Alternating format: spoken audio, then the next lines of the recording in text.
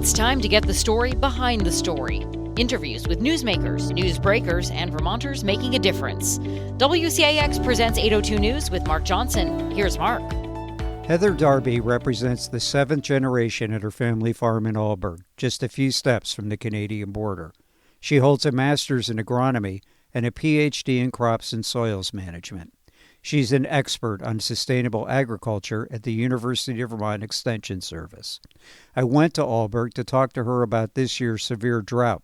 We spent as much time or more discussing her views on the future of farming and why it must remain a key part of the fabric and economy of Vermont. An optimist, like all farmers have to be, she said, Heather Darby is also worried about the divide and the silos that separate the farming community and much of the general public. She's worried about climate change. She's concerned the state's pressing housing needs will take up more and more prime farmland, and she wonders whether the next generation will want to continue doing work that is often hard and often barely profitable. First, a word from our sponsor, Red Hen Baking Company. At Red Hen Baking Company, they believe pure, uncomplicated ingredients in the hands of skilled artisans are the building blocks for great food. They're dedicated to creating the best food from the best ingredients. You'll find an ever-changing lineup of delicious pastries, sandwiches, and soups at their beautiful cafe off Route 2 in Middlesex, just off I-89. Their breads are also available in many other locations. Led by owners Randy George and Eliza Kane, Red Hen Baking Company has been on the leading edge of the local food movement since 1999. The reason I wanted to talk to you was, while we've all been able to enjoy these beautiful days, every day is another sunny day, I would imagine that it's a bit of a challenge for you here on the farm. Yeah, it's funny.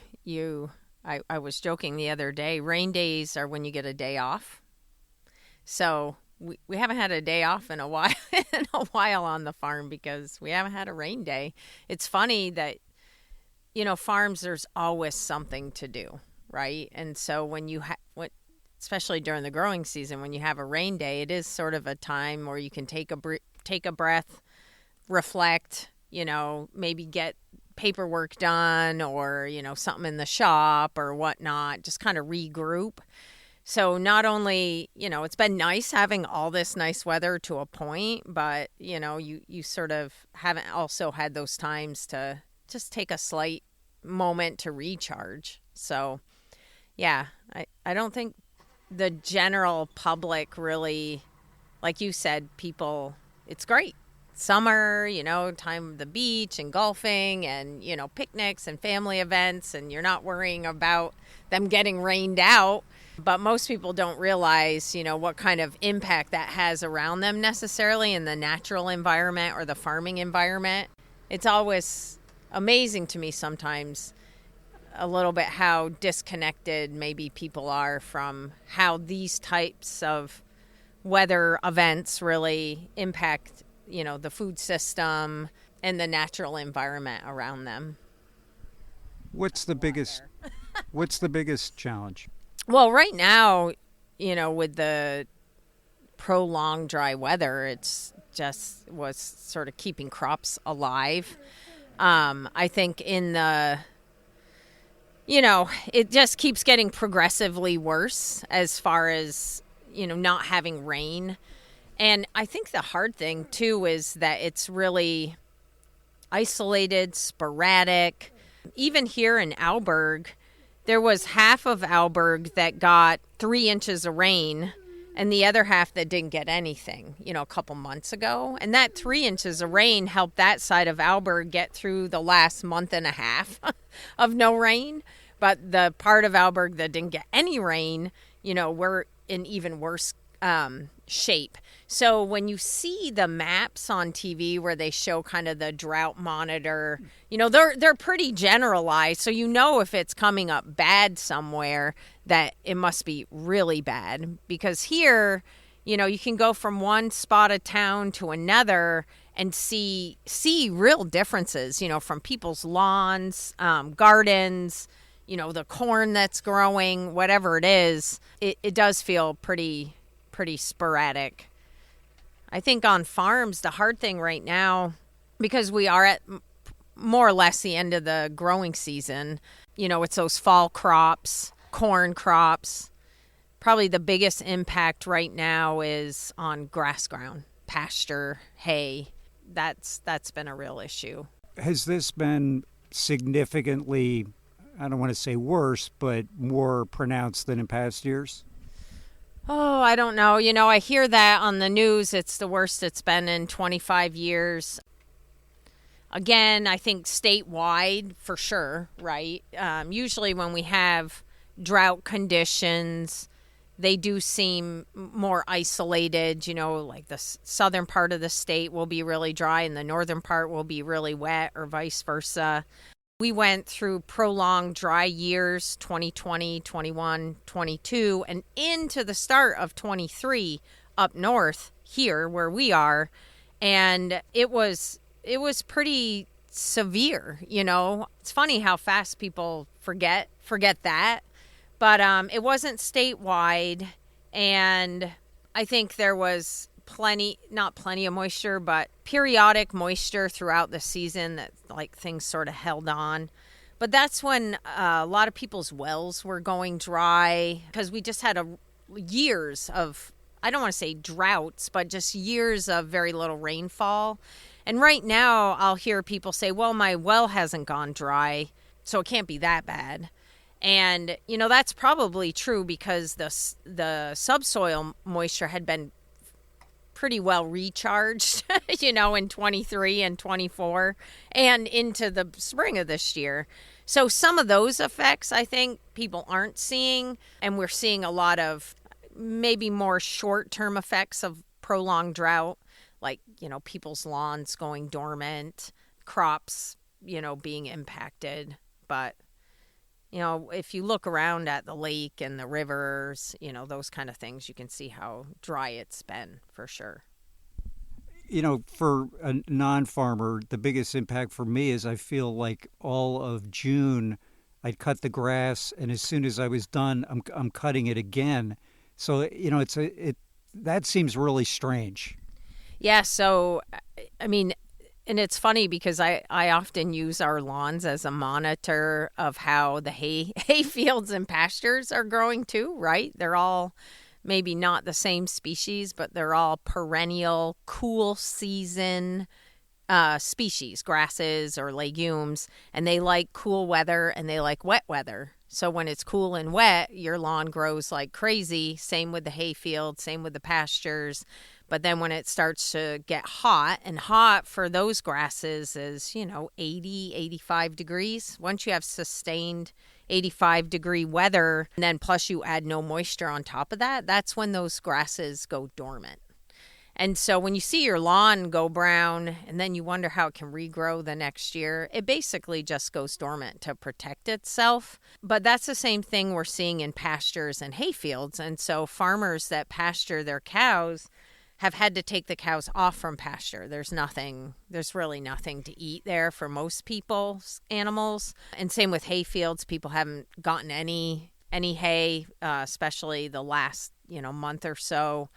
And that has longer term implications for the farmers. So for farmers pasturing animals, if they don't have the pasture to eat, what they do is they take feed that they're going to feed this winter and start feeding the animals now with that.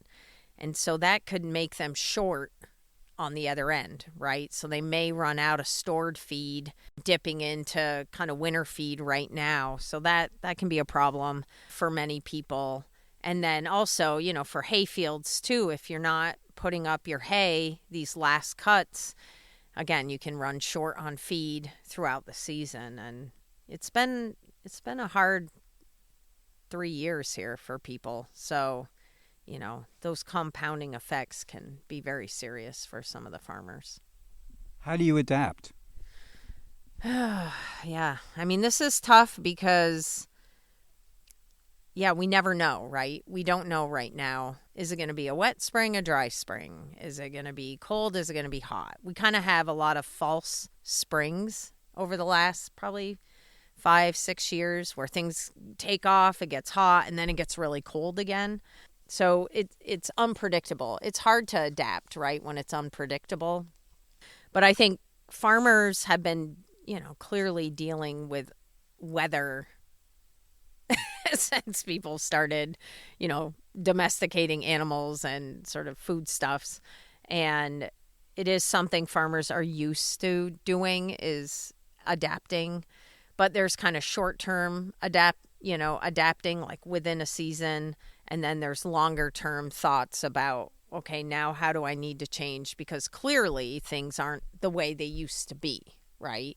And that's what I see a lot of now is farmers adapting based on the fact that there's very little predictability, right? So it may be wet, it may be dry. We may get a flood, we may not. We may get 6 inches of rain, we might get nothing. And so how are people adapting to the unpredictability? And people are. And I think the hard thing with prolonged dry weather here is that the base of most of our agricultural land is cool season perennial grasses. That is the basis of the majority of agricultural land in the state of Vermont. And trying to adapt to a warming conditions and dry periods with those kind of species has bigger challenges. And I think what I see people doing, which is great, and part of what I feel like started to help people do through extension, is plant species of grass that are less prone to going dormant. Okay, there's some grasses that go dormant really quick and others that not as fast, or they can withstand higher temperatures. Like tall fescue is a good example of that. We see farmers cutting higher. So when they're harvesting the grass or grazing the forage, they make sure to leave a lot of green material so that it can grow back easier. And also to protect the ground from getting too hot, if that makes sense. So more residue covering the soil, it heats up less quickly. And all those things sort of help make it through, drier periods. We've had a huge emphasis, and the farmers too in Vermont, paying attention to the condition of the soil.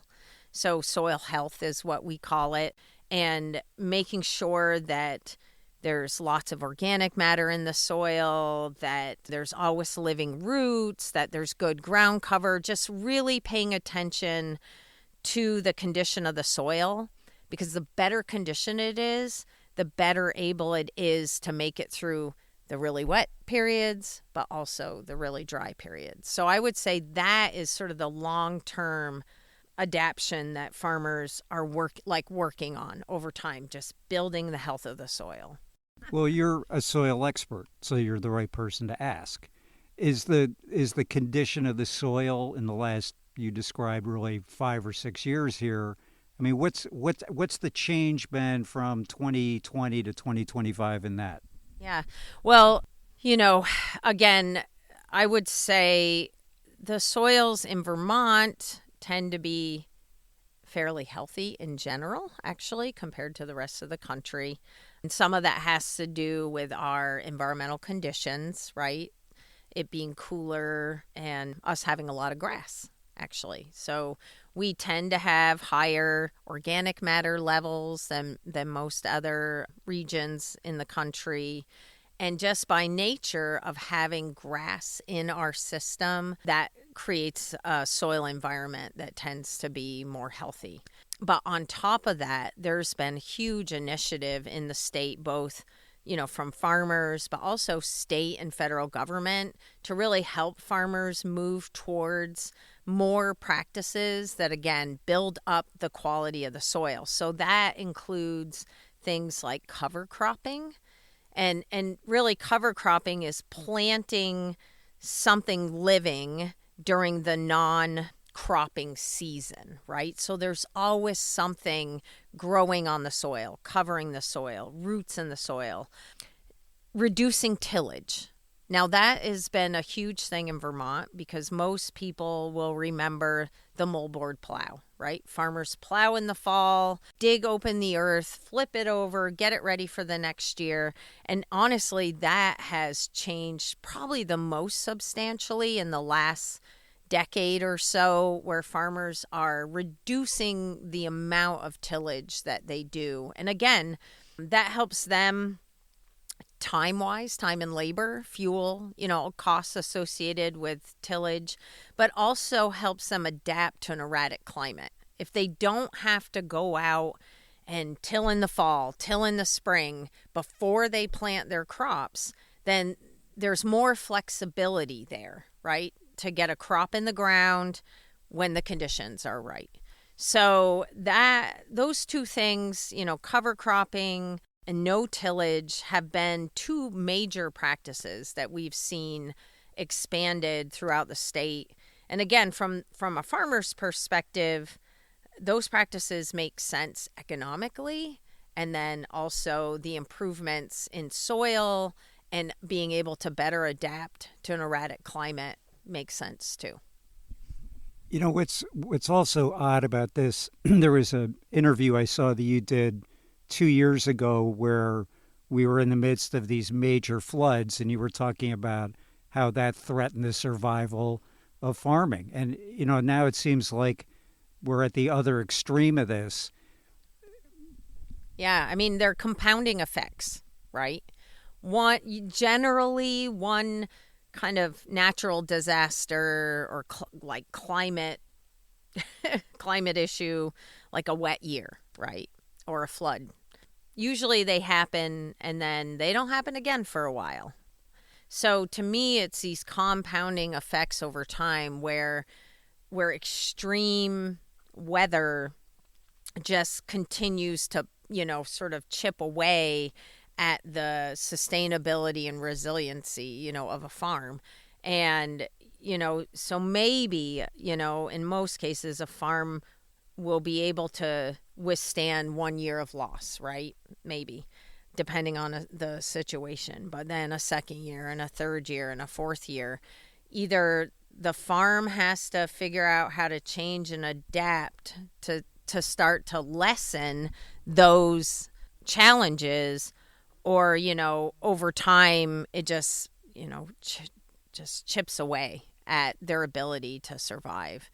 And, I think that's what we're seeing right now is, major floods in 23 for some farmers, right? Not everybody, but it was really, really wet. People's yields were down, sales were down, whether you had vegetables or whatever. Grass grew well, but then it was hard to harvest it, right? And then, another wet year, floods on the same exact day, if impacting some of the same exact farmers, right? And now 2025 in the spring, wet again, floods again, right? Again, not every farmer's getting impacted, but those that have had that 3 years in a row, they may be at a point where we can't withstand this anymore economically. And now we're into a really dry stretch. And, for some people, it could be the breaking point. So, margins, everybody hears this. Margins are thin in farming. They are. That's a reality. And so when there are things like this that make them non-existent or cause loss multiple years in a row, then, survival isn't in question for a lot of people. Or just mental health space. I talk about this a lot. It's something people don't necessarily always want to think about or talk about, but farmers, they have this eternal optimism about them. Something keeps them going, right? Like, how many times does somebody get beat down by their job before they quit? In most cases, people are only going to be treated so bad for so long. In this case, it's not it's their boss in a way. Mother Nature, right, is their boss and controls much of their business. Clearly not all of it, but often Mother Nature also sort of controls all these other external factors that affect farmers too, sometimes prices. But, how long do you go under the stress that climate causes on farms before you just say, okay, enough's enough? I'm 65, sometimes 70, sometimes 75. Farmers are aging across the country before you say, okay, I've dealt with this long enough. They're not going out of business necessarily because of economics, but, just the will to continue dealing with it and all the factors.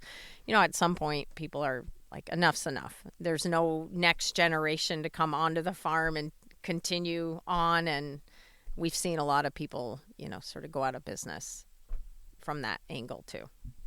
When you were talking, I was thinking of the word discouragement. Ah, yes. Yes. Yeah, it is. I don't know. Yeah, farming, again, it's discouraging. Unbelievable, I think, especially with the flooding. Farmers, we hear a lot. And, I'm a farmer too, so I can speak from my heart on this too, that you just wonder how much more you can take sometimes. You go out. I said this in 23. Every day you go out and there's something else like dying, and I don't have livestock per se, but, your crops, and they're dying because they're drowning in water, or you can't get the weeds controlled because it's just too wet and they're just so far ahead of you and you're losing crops, and every day it's something else. You get to a point where you don't want to go outside anymore. It's too depressing. Again, the eternal optimism is it'll be better next year. But when next year ends up being the same as last year, like the flooding piece I was talking about, that's when you start to really question, like, will it get better? So it takes a strong, I don't know. It's that, I don't know, the internal workings of a farmer. Is something really different, I feel like.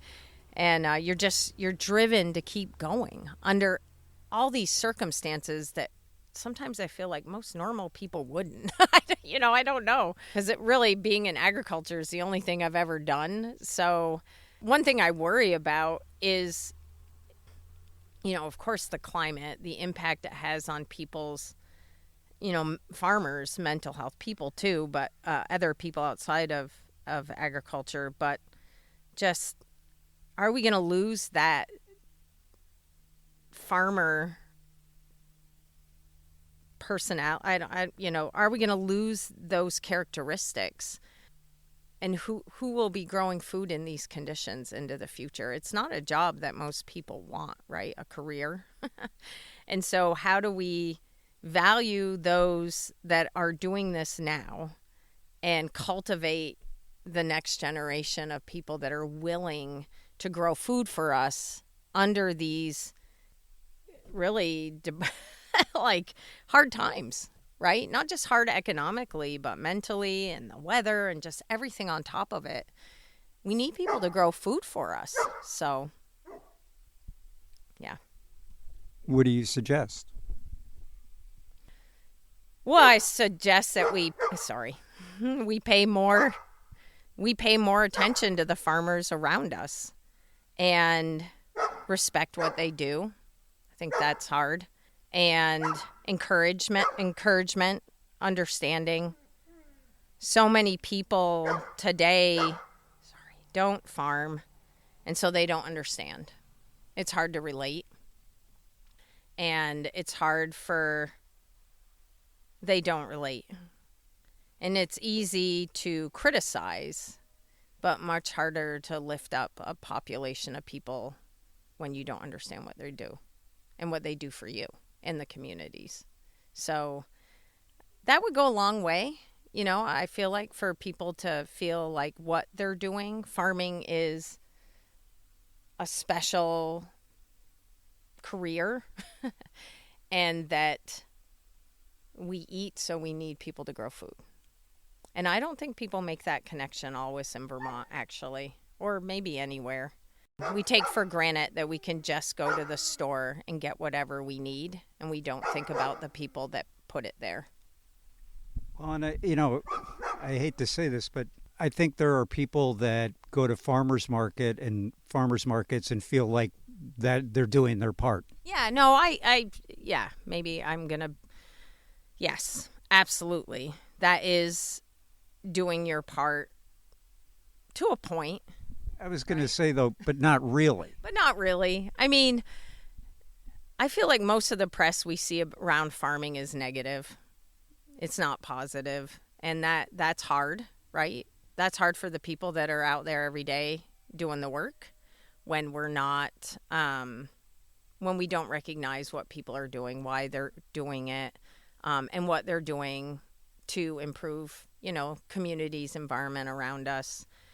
And that we need agriculture, right? We need food. So it's not an option of, we're going down a different path, but it's not an option, food or environment, right? Or agriculture or environment. And I think people feel that way sometimes in Vermont, that if we got rid of some demographic or farming in general, that we would be better off, the environment would be better off. And again, that's, I think, because people don't see the connection between farms in Vermont and the food on their tables.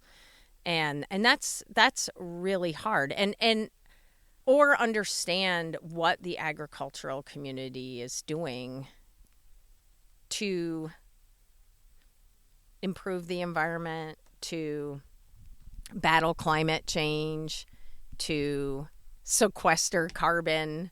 I feel like sometimes the weights of the world are put on top of farmers and really for the people without understanding that they're also trying to feed us, and so I think it's just a lack of connecting all the dots. I hear a lot things like, oh, we don't need dairy is dead. Well, come on. We need farmers. We need farmland, right? That's the critical point in all of these conversations is California is burning up, right? How much of our food comes from an arid climate that is becoming more arid? We now, have, tariffs, et cetera, that are in place that are also either increasing food prices or limiting possibly some of the food that comes into our country. Fine. That's a reality. So if we're not thinking about what we can do around us, right, to make our lives more stable, sustainable, safe, secure, then we're not doing a favor to anybody, right?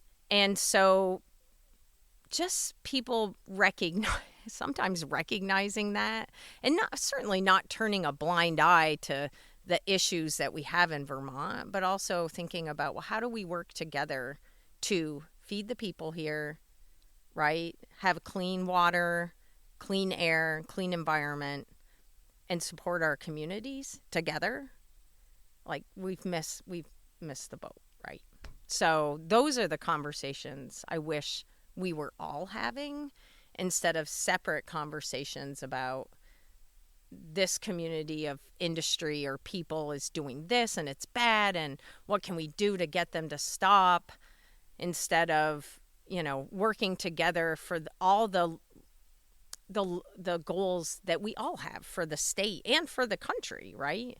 I think working together is how we're going to accomplish those, not pulling in separate directions. And at least I know in the farming community, they want to work together. They want people to understand what they're doing, and they are doing a lot to overcome the challenges that they have in front of them too. So, well, we're darn close to Lake Champlain. I mean, across the street is the Canadian border, and I'm wondering, we really are living, it feels more and more, in this us versus them world. So how do you thaw that between the farming community and the rest of the state and the rest of the people?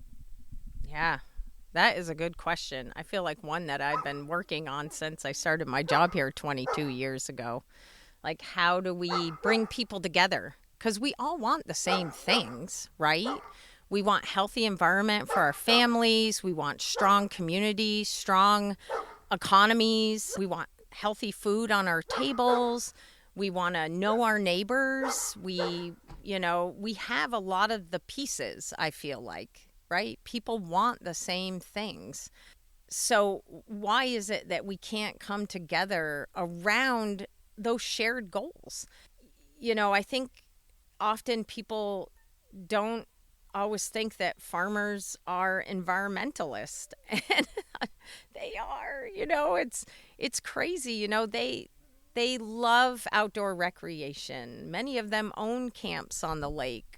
Farmers have kids too, and families, and many of those families have lived in the same community for generation after generation. They built the fire department, they built the school, they served on the school board.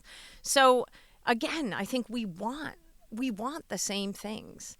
And in all cases, it's us being willing to listen to each person's perspective, and coming together around the shared goals of success in this state. And I believe they're the same, whether you're a farmer or you're not. For the majority of people in Vermont, we want the same things.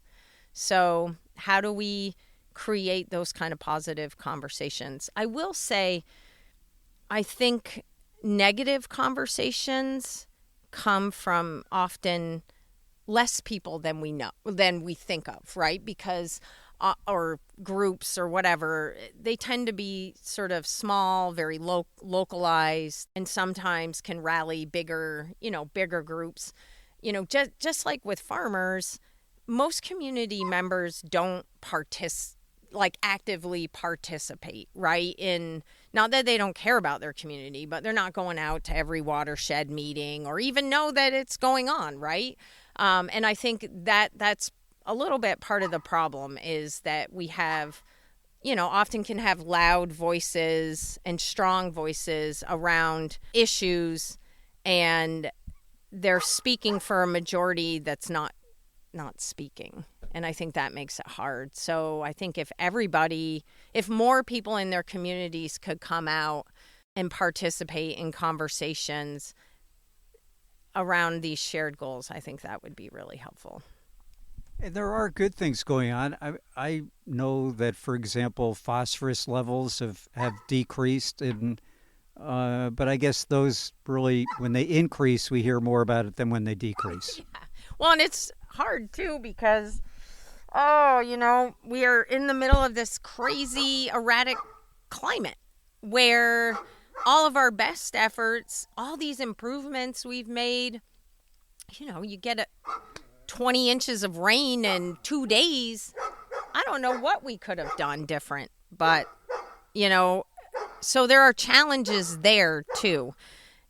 But I will say with 100% certainty, there's been significant change in the agricultural community, both mindset, but also in doing things on the ground.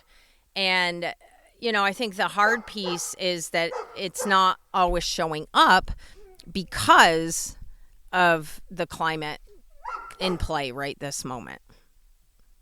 You think your dog has something they want to add? I don't know why he's barking so much. Because he's mad. Nobody's paying attention to him. I know. He's like, why are you guys talking so much? Well, usually he doesn't hardly bark, but he's not getting his attention today, so... How are you holding up?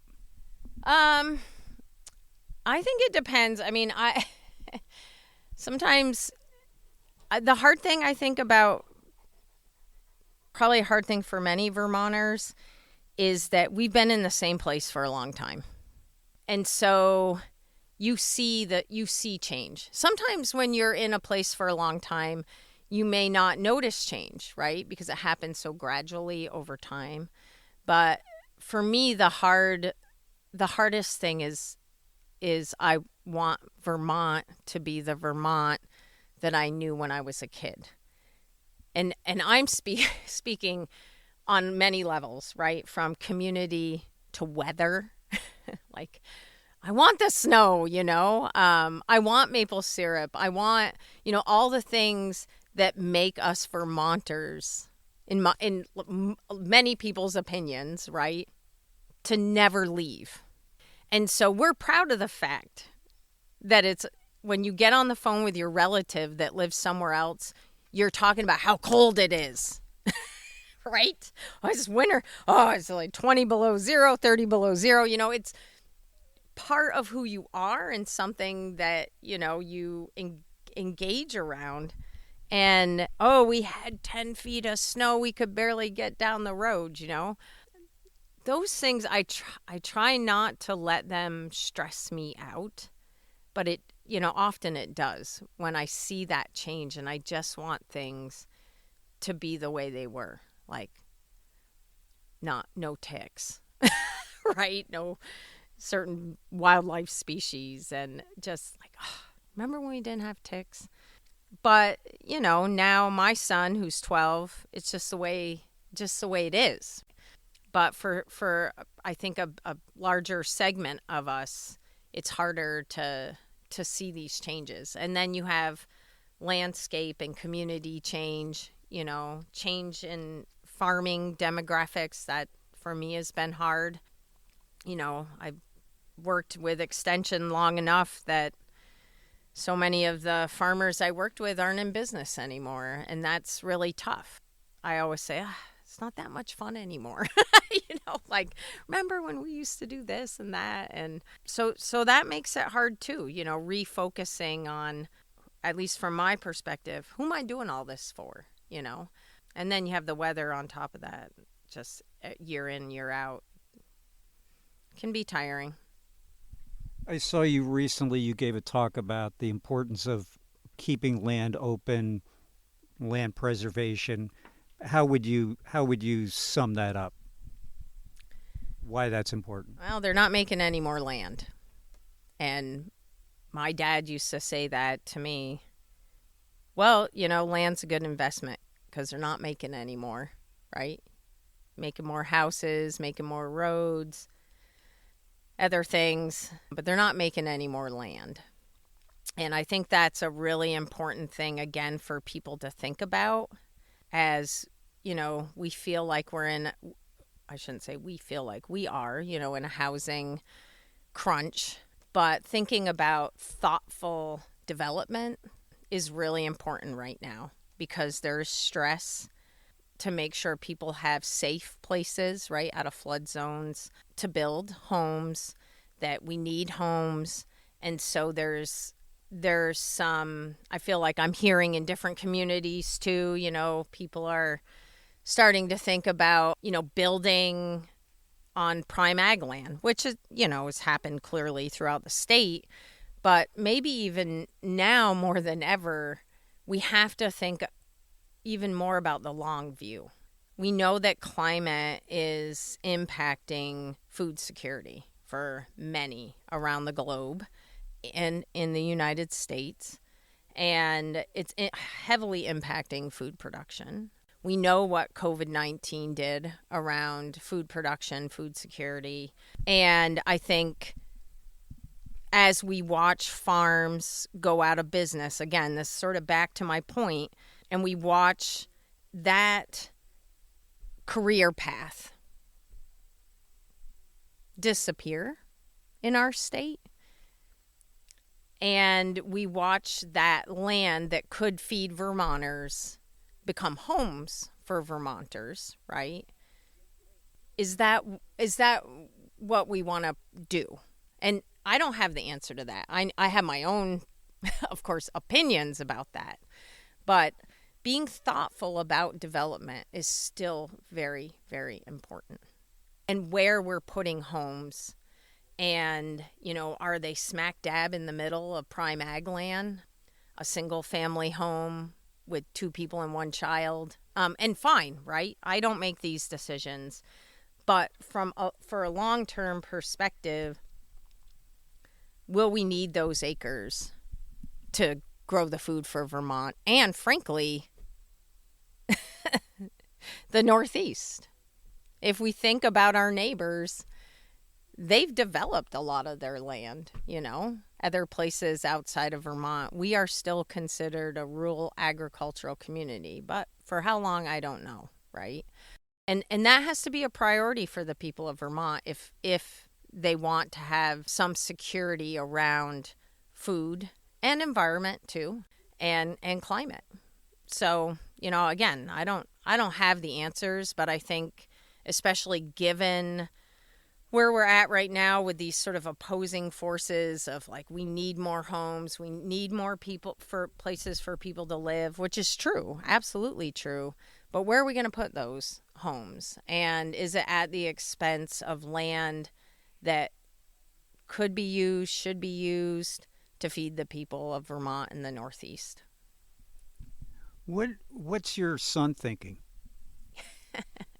Is there going to be an 8th generation of Darbys? He can't wait to go to soccer practice tonight. That's what he's thinking. But, it's interesting. I don't know. I try not to ask him much.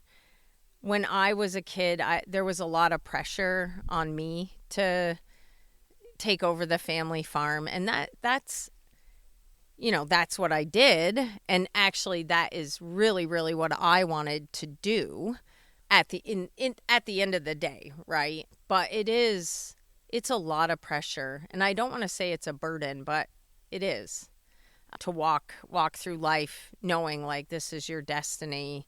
Maybe you didn't choose it, whatever. I want my son to make his own choices, do what drives him.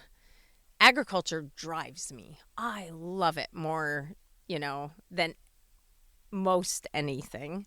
I also love Vermont. So the combination of the two of those things drives me to do the best that I can do with the skills that I have for this state. Like any kid, he's working on the farm. He's learning a lot of skills. He doesn't enjoy that always. Like probably most kids, he'd rather be in the house playing video game, whatever. I don't know, but he can't always. And he's mentioned to me a few times. One thing I thought was interesting, and I definitely dispelled this. He said, "Well, why do I need to go to college if I'm going to be a farmer?" And I just started laughing. I'm like, oh, Flint. You don't really understand what we do then, right? And what it takes and the knowledge. It's not just about working hard and, breaking your back every day. It's not just about that. There's so much more that you have to know as a farmer. It's a business, And so, yeah, he apologized after that. But I think most people have that perception. And I will say, I remember an older banker. We had lunch one day, we had a meeting, and then we went to lunch, and he said to me, that was the worst thing that people did back, 50, maybe 60, 70, 80 years ago. They want to make sure the smartest kid on the farm left and did something better. They became doctors, lawyers, maybe. I know some examples of that. And the other kids could just stay on the farm. Education outside of what they were learning on the farm, which is critical, clearly, wasn't valued. And I think that has created a mindset in people that, and I even hear farmers say this. It makes me so mad. I know they're joking, but when they say I'm just a dumb farmer, it's like, yeah, come on. But, I think it's really important for people to know how much it takes to be a farmer, both intellectually, mentally, physically. It's everything. Farmers, in my opinion, sort of are the total package, right? They've got to know so much and learn so much and work so hard and, sort of push through it all. And again, I don't think people see that. And I made sure my son did. So I don't know. Well, before you got here, I was talking to Roger, and we were walking around the barn here, and, the number of, it felt like somewhere between a mechanic's shop, auto shop. I mean, I felt like I could bring anything here and it could be fixed. Oh, yeah. It's amazing. Roger Rainville has taught me so much throughout the years. Amazing. Yes, I mean, farmers, somebody on the farm's got to be a mechanic. You can't afford to bring your stuff to, the shop every time you need an oil change or anything. You're in the field harvesting, if something breaks, you can't wait for, the shop to come out and fix it. You got to be able to keep things going. You got to learn how to do it on your own. And that pretty much goes for everything, right? And farmers use certainly always outside expertise. They're going to trainings and classes, and they work with consultants too, but you're there. You're the one that's got to deal with it and fix it or modify it. And so you have to be we call it a Jack or Jill of all trades, but that is real on a farm for sure. Okay, the thing that's concerned me most in our discussion here is talking about the discouragement, sort of the mental health issue of this that people are feeling. And, I know I'm looking to you to have the answers to everything, but is there anything more people should know that can lessen that you talked about people feeling acknowledged? I think that's really important. Mm-hmm. In general in life. What else would you say to that? We'll get your opinion in a moment. Yes, I would. I don't know the answer, but again, I think we all have to learn how to voice our concerns in a constructive way. On it seems like throughout the country at this moment, right? Sometimes I feel like, and I don't use social media, so I don't know much about it, but I feel like it's given a lot of people a voice, which can be really good, but you still miss that one-on-one interaction, right? Where we're talking with each other and trying to overcome our problems. And I mean, I have family, I have a husband, and kids. Communication can destroy lack of clear, thoughtful, respectful communication can destroy a lot of things, right? Lack of. And I feel like that's kind of where we're at. Understanding where we're at. We're all at. Where you're coming from, where I'm coming from. And then, okay, having mutual respect for each other and then trying to work through our differences. It sounds like I just read a book on that. But that's how we're supposed to live and work, right? That's what's made communities in Vermont the way they are. And I feel like that's kind of what we're losing, right? People that don't feel like they can communicate with their neighbor maybe, or not really sure how, easier to say something, on social media or whatever it is, and just not having really the respect on, doesn't matter if you're a farmer or you're the neighbor or whoever you are, to have that conversation and see how we can come together. So I just feel like we've been missing that. We operate in separate silos, all of us now.